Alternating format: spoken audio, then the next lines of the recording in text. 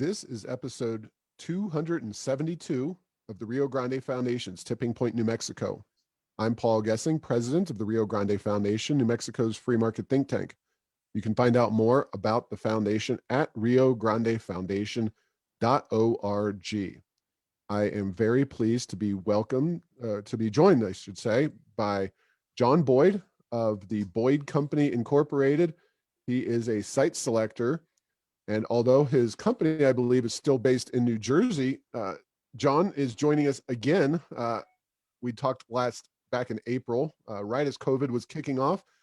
He was down in South Florida, and he tells me he's back down in South Florida.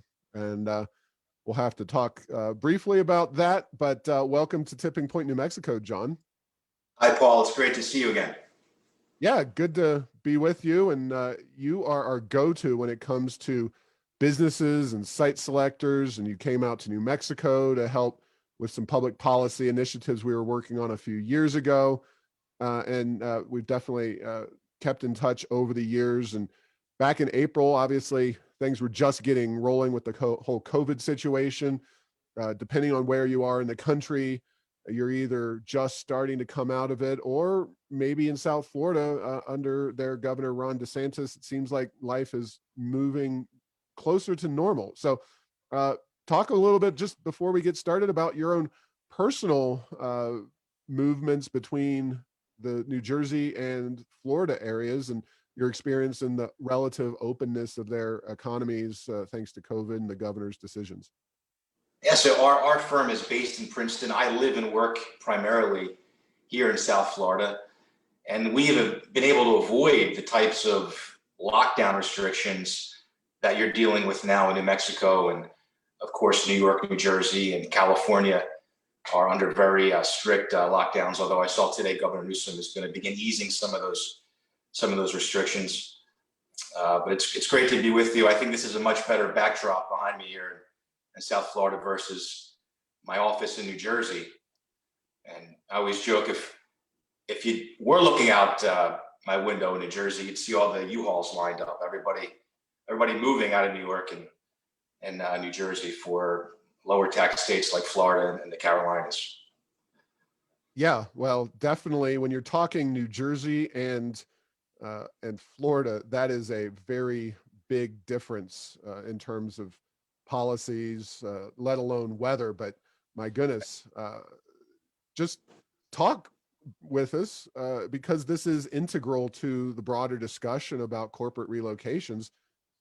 What you're seeing in New Jersey in general when you're there, when you're talking to business owners and people. I'm sure you talk to a lot of those types of folks. And Florida, even New Mexico is kind of booming right now from a real estate perspective, not a business perspective, but certainly talk to real estate agents selling homes to people, and we're seeing a lot of that happen here in New Mexico. Business is booming, but compare and contrast in some detail, if you can, New Jersey versus Florida. I think one of the great stories in our economy over the past year or so has been the dramatic outmigration of people, wealth, and business out of high tax states like California. New Mexico has been the recipient of some of that in-migration of people looking to lower their cost of living, lower their tax bills. And the ramifications of states like California and New York and New Jersey losing billions of dollars of taxable income is a real site selection obstacle in and of itself. These states are in enormous budget crises. You are expelling the types of people that you want to keep. These are job creators. These are people that drive positive economic activity. And with the rise of the remote workforce, you're really accelerating people's options. No longer is Florida, looked at really as a second home or a place to spend a few weeks through the year, but really it's becoming the primary residence of a lot of executives, particularly in the banking and technology sectors. And what's happening is people see their peers make a successful move to Florida. They're doing the same, and they're encouraging their friends to bring their businesses to the Sunshine State. Yeah, and that's not a surprise to people like myself, and I'm sure not to you either. Florida's been known for many years as a pro-business environment, zero income tax, right to work. We know New Jersey, New York, that whole area, uh, big government, big taxes, big regulations. Uh, you know, and it's been happening for years, but I do see in the data the same thing you're talking about, where that the trends that have been in place by and large have only been reinforced by COVID-19, because the politicians who support low taxes, support individual liberties, also happen to be representing and elected people, like Floridians, who have already been moving in that direction, whereas New Jersey and other states that have chosen big government chose politicians that choose big government, and so they chose very aggressive lockdowns and COVID and all those kinds of things. So it's kind of a snowballing effect. Is that what you're seeing now? Absolutely. And if you want to look at a major data point above and beyond a lot of the trophy relocations that we've seen over the past year or so, companies like Charles Schwab, for example, uh, you know, Oracle, another example, leaving California for Texas. Goldman Sachs is scouting real estate for moving their asset management division out of New York to Florida. So above and beyond those high profile economic development projects, I mean, just the out-migration trends. And for the first time in the history of the census, California is going to lose representation in Washington, and it's going to lose their clout in the Electoral College. So, if that's not an indictment upon policymakers, I don't know what is. Yeah, no doubt about it. Certainly hard to believe California losing people. It's just been so long. I mean, they have what, 54 something members of Congress from California. So hard to believe they're going the wrong direction, or they're dropping in terms of their congressional representation. But yeah, I have a sister who lives in California, and her husband's in the military, so it wasn't a choice situation. And they love certain aspects of California. It's a beautiful place. They live in a beautiful area, but they also are immensely frustrated by the policies that have been put in place. Do you see this trend slackening as the COVID-19 hopefully moves into the rearview mirror as a policy issue? Or do you think more businesses are waiting in the wings to make these kinds of moves, given that I mean, and we can talk about this. I'd love to hear your thoughts about the remote workplace. It doesn't seem like that is going to go away. It seems like employees are going to be demanding that flexibility, and that's going to be a real hindrance for a lot of these businesses that are located in these high tax, economically unfree areas. Right. It's going to be more difficult for high tax states that are addicted to this cycle of borrowing and taxing and spending. It's more difficult now because of all the technologies and because of the successful precedent that companies have now with the remote working model. And this was a trend prior to COVID. Roughly 10% of the workforce worked remotely, at least on a hybrid basis. Obviously, COVID has accelerated the trend. Uh, Corporations can save astronomical amounts of money by reducing their Class A office space, and they can realign that money to offer types of bonuses and spend that money in different ways, buying new equipment, et cetera. So the companies are rewarded by embracing the work from home model. And every survey, every HR survey shows that most workers at least want the option of working remotely. So we envision more of a hybrid scenario where the corporate office is more like the space station, where you have rotating employees, maybe 2 days a week, maybe 3 days a week. Some companies will incentivize their employers to spend more time in the office. Some companies will prefer their workers to spend less time in the office. That'll be company specific. In some ways, this COVID experience that we've all had has really accelerated our economy into the future. And it's been, for whether it be remote learning and the remote workforce, I think it's also a time of a lot of innovation and a time where companies are really able to realize on a lot of new efficiencies associated with reducing their real estate commitments. Yeah, no doubt about that. And just fascinating stuff. Now, of course, we look at states and what states are doing and how they're being impacted, but talk about cities versus suburbs and other kinds of places as places to do business. I mean, uh, there's been a lot written, anything dealing with big cities. Obviously, folks think about New York, and your company's based in that general area. Uh, do you think big cities like New York are going to kind of encounter a new period of intense struggle? Are they going to bounce back? Kind of, where do you see cities going as this crisis evolves? We think New York can bounce back, but it'll take much more than clever to marketing gimmicks. It's going to take more than Jerry Seinfeld op-eds to bring back New York. It's going to take a real change in policy. And lawmakers need to realize that not only are companies increasingly mobile, people are increasingly mobile. All right, so this never-ending pattern of taxing, spending, and borrowing, it's very difficult to get away with that today.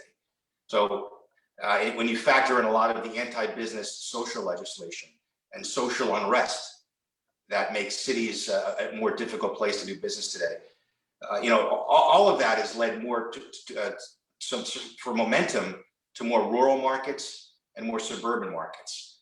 A lot of our clients that were in the middle of site selection projects several months ago, a lot of our clients were asking us to include new alternatives, suburban alternatives, second-tier markets that offer the type of low cost of living, favorable tax structure, and millennial-friendly mixed housing developments that a fleeing tech worker would find desirable, like open spaces and different types of entertainment amenities, like bars and restaurants. Although it's crazy to talk about bars and restaurants and retail given the lockdowns, but there Yeah. seems to be a sense of 2021, hopefully sooner rather than later, and we get back to normal as soon as possible as the vaccines begin to be distributed.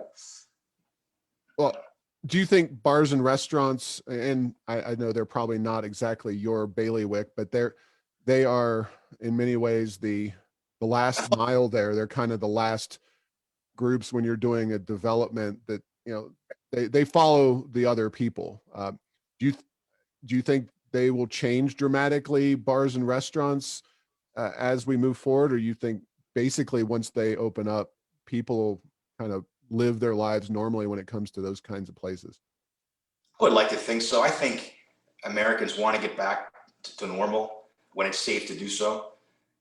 The restaurant and bar industry was always difficult, low profit margins, even without the pandemic. The lockdown restrictions, downtown markets that no longer have full office buildings, all of that's hurt the industry. Uh, I think we talked about new efficiencies and new industries being created. I think an interesting new industry is the idea of the ghost kitchen, where you're seeing smaller restaurants, celebrity chefs work with premier developers to do takeout only. They incorporate the social media component. Influencers are really getting into this space. This is a real growth market. We see a lot of repurposing potential for vacant retail around the country to not just be repurposed into last mile delivery, last mile distribution centers, but also some of these smaller delivery only, takeout only restaurants. We're an e-commerce nation. This pandemic has really forced people to really take out more than they ever have before. And everybody wins. The restaurateur is able to lower his operating costs, his utility bills, his real estate costs, his insurance costs.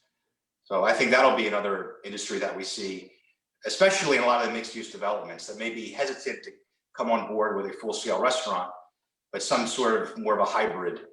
And again, you're seeing all the celebrity chefs like Wolfgang Puck aggressively enter this unique part of the restaurant business. And of course, those groups, those restaurants go hand in hand with retailers. I mean, obviously, online has been taking market share away from traditional retailers for some time. Uh, are you involved with retailers, and are you telling them how they need to rebound? Because we're obviously seeing an acceleration of a trend that was already in place. But uh, what about the retail sector? Yeah, we're very active in this sector. In addition to providing site selection counsel, the leading corporations, we also provide strategic advice to some of the nation's top developers.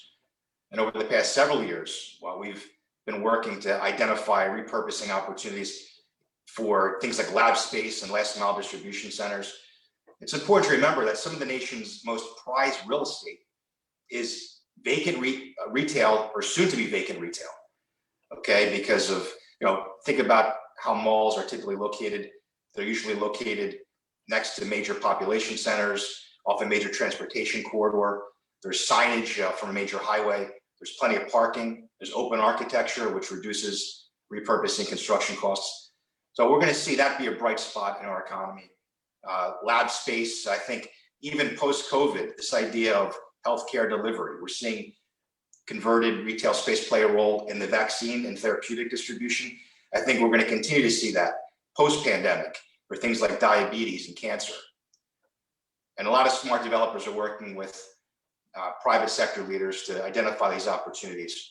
I always, economic developers need to be inventorying this space, just the way they inventory and present turnkey office space or shovel-ready industrial parks. The ability to quickly have retail presented to a developer interested in doing a repurposing project, getting lawmakers on board with the difficult work of rezoning. The quicker a community can do that, the better, the suited you'll be to compete in this new economy. And before we bring the discussion here to New Mexico in terms of kind of what we can or should be doing, our policymakers, the legislatures in Santa Fe right now, although they're doing a virtual session, so we can talk a little bit about that whole situation. It definitely plays into what we're talking about here. But obviously, when we talked back in April, President Trump was running for re-election. At that time, things were looking pretty good for the president. We weren't really aware of how COVID would act and how politicians would act, and the whole situation unfolded since then, how Trump would react to the world around him. How optimistic or pessimistic are you about the Biden administration and their broader economic policies, your industry, American economy, all together? Well, elections have consequences. The business community will be faced with some new policy changes. One of the major drivers for reshoring, and keep in mind, under the Trump administration, we had some of the highest or lowest unemployment levels that our nation has ever seen, and we saw rising wages because of the increased employment levels. A big reason for that was a streamlining of regulations, reducing the corporate income tax rate to 21%, and a pro-business energy policy. I mean, the U.S. has some of the lowest natural gas and energy costs in the world over the past 4 years. That was a major driver for new industrial projects to come back to the U.S. Biden wants to increase the corporate tax back to 28%, and he wants to, and you're feeling this in New Mexico. It's a completely different environment with respect to our nation's energy policy that has serious ramifications for New Mexico's economy, for sure. Another issue that our clients are concerned about is the PRO Act, okay, which will, in a perverse way, potentially help New Mexico if it levels the playing field and eliminates right-to-work legislation. And this will be one of the most far-reaching NLRB activities that our nation has ever seen. The idea that we're going to eliminate right-to-work status, and I think it was symbolic. One of Biden's first things he did on the job, in addition to firing the council of the NLRB, was to put a bust of Cesar Chavez on his desk. I think that sent a signal to the labor management community that some significant changes may be on the way. And look, they call economics the dismal science. For every negative, there's a positive. If you're in New Mexico now, and you've witnessed the last decade of New Mexico missing out on projects that went to right-to-work states like Nevada and Arizona and Utah and Texas, this will be a leveling of the playing field that could potentially create some opportunities for New Mexico. Yeah, and of course, we've been one of the most locked down states in the entire country. And you mentioned Biden's policies. We will be, New Mexico, the most affected state if that moratorium on leases on federal lands it becomes a longer term situation. So there's a lot of issues developing simultaneously here in New Mexico. But as I mentioned before, uh, it seems, and when people buy houses, they don't necessarily give them a survey to say, where are you coming from? Why are you moving here? Those kinds of things. It'd be great if they did, because it'd be very useful for folks like us. But uh, United Van Lines does have some information. I'm sure you're familiar with their mobility report. Uh, the primary reason for moving to New Mexico listed in the United Van Lines report was retirement. Now, that's not a surprise. People familiar with New Mexico know that our job situation is pretty weak. Our weather's great. Our costs are low. But what should we be doing? You mentioned right to work. Obviously, we're right there with you. Um, what what things in this new COVID economy should states be working to implement so that they can be more competitive in a post-COVID world? I think policymakers need to be cognizant that corporate that corporate behavior is influenced by cost cutting more than ever before as we emerge from the COVID economy.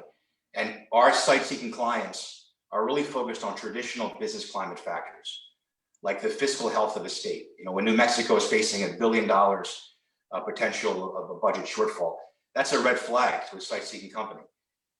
The idea of a state tax climate being anti-business. And Paul, you and I have talked about the gross receipts tax and why that's especially burdensome for businesses. That's something, and again, whether or not there's a will among lawmakers to repeal that and recalibrate the way the state taxes businesses, but that's a major business climate disadvantage. And again, New Mexico has, for the past decade or so, really missed out on a once in a generation economic development opportunity to attract even a larger share of the types of talent and job creators and businesses and wealth that have fled California for Texas and other neighboring states. Yeah.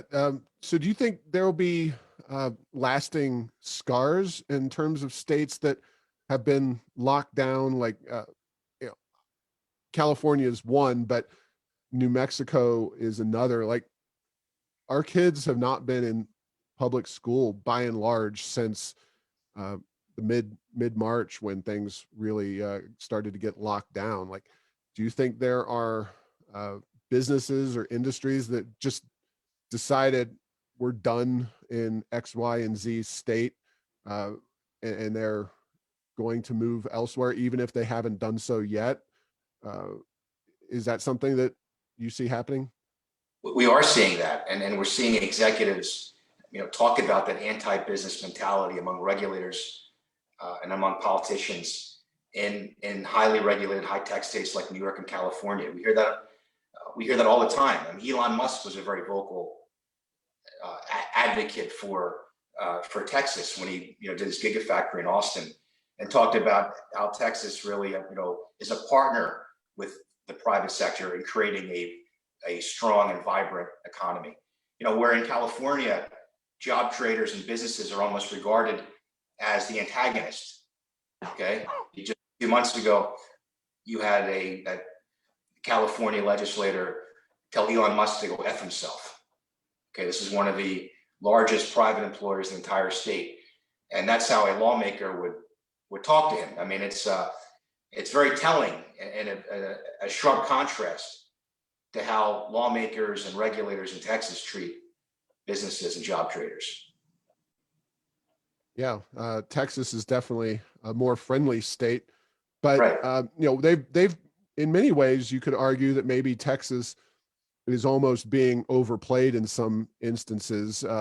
Yeah, Austin certainly has become very crowded. A lot of companies are moving there. And so my next question is, in December 2020 unemployment data from the Bureau of Labor Statistics, you have Nebraska at 3% unemployment, South Dakota, which of course Kristi Noem, in my estimation, has been a rock star up there, 3% unemployment, Iowa 3.1% unemployment.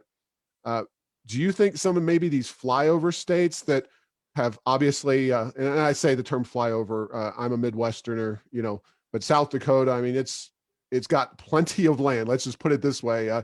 John Boy, you and your commercial real estate developers have plenty of space available in Nebraska and South Dakota to go build whatever big projects you want. Is that, do you think those states, I mean, obviously their unemployment rates are low, but they've also been free during the COVID-19. Do you think maybe there'll be a shift to some of these, Great Plains states, I guess would be the best way to describe them? You think they're in for some prime activity? They're certainly working with trends, not against them right now. And especially for industries that rely upon continuity of operations. The more rural suburban setting. South Dakota also has one of the most pro-business tax climates in the country. And you mentioned Kristi Noem. She is a superstar and she understands economic development. And that's a common denominator among successful states. When you have a governor that really prioritizes economic development, it becomes the salesman in chief for your state and meets with CEOs and understands that attracting major corporations, it helps small businesses. It helps create new entrepreneurial activity. It helps stimulate other types of development activity that creates opportunities for all segments of the population. And again, in states like California, too often major employers, major corporations are almost regarded as a villain. But in economics, we look at multiplier effects, and attracting a major trophy project like a Tesla or an Oracle or a Charles Schwab, it has so many other types of wide-ranging economic development benefits, and those benefits help small businesses. They help all segments of the population.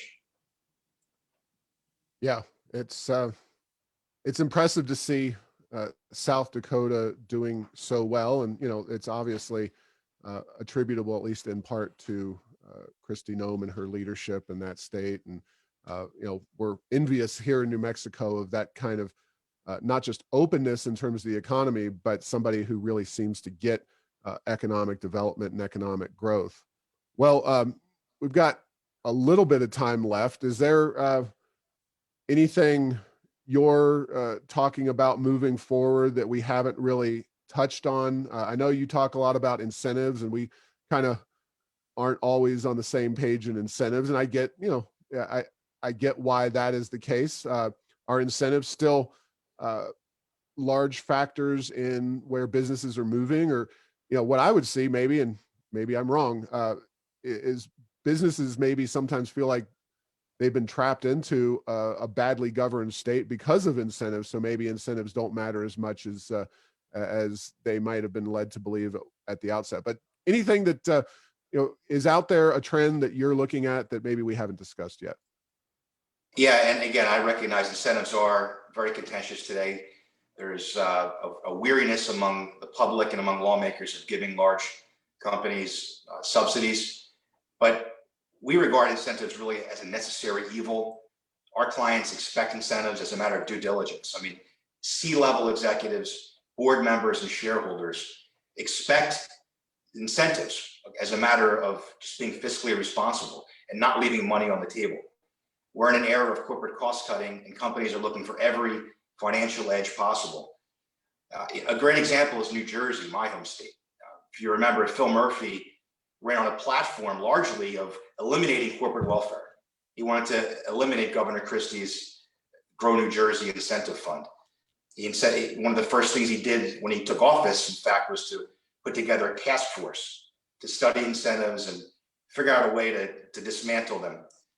In that period of time, Honeywell moved their corporate headquarters out of New Jersey to Charlotte. There were a number of other swing and misses, high-profile economic development misses that New Jersey had. You have rampant talk of both the New York Stock Exchange and NASDAQ leaving New Jersey for Dallas. In the wake of all that, Governor Murphy and his team did the unthinkable. He re-upped New Jersey's massive $14 billion incentive package. And I think that just underscores this idea that even blue state lawmakers realize that these large-scale incentive packages are necessary to retain industry, especially when every other part of your economic development program is anti-business with respect to the borrowing, the taxing, and the spending. The other great example there is North Carolina, by the way. North Carolina historically had the weakest incentive program in the South, and it was a consistent runner-up the trophy projects like Lockheed Martin and BMW and Airbus. In 2017, Democratic Governor Roy Cooper worked with the legislature and recalibrated and really energized the state incentive program. And since then, North Carolina has been on a roll, attracting projects like Deutsche Bank and MetLife. Pratt & Whitney just did a major project in North Carolina. And of course, Centene, St. Louis-based Centene, is doing a $1 billion new campus in Charlotte. And a major reason why Charlotte won that project over Tampa, Florida, was because of the large incentive package that North Carolina brought to the table. I would be remiss if I didn't mention broadband. Obviously, with so much going on online, and you specifically talked about rural communities and trying to get in on some of this economic development. Every legislature in the country these days, including here in New Mexico, is talking about improving broadband because at least in New Mexico, very rural communities are not accessible very easily by high quality broadband, or at least they're not served by it. Is this something that states, we mentioned South Dakota, you could talk about Nebraska, Iowa, not just them, but other places with large rural communities that they're trying to spur some economic development in. Is broadband happening, and is it something that's just, we're going to do this with the government, or is there innovative approaches that you've seen across the country? This is an opportunity for Republicans and Democrats to go to Washington and fight for federal dollars. Broadband is critical infrastructure, especially with this trend of more rural and rural markets being on the radar screen for projects. And the internet can never be fast enough. It can never be secure enough. So yes, that's an opportunity. And again, every segment of our economy today has a data protection component, a data security component. Okay, so investing in fast internet and safe internet is money well spent. And it's a way for rural areas around the country to have an advantage in the competition to attract a lot of the tech work that we see playing out.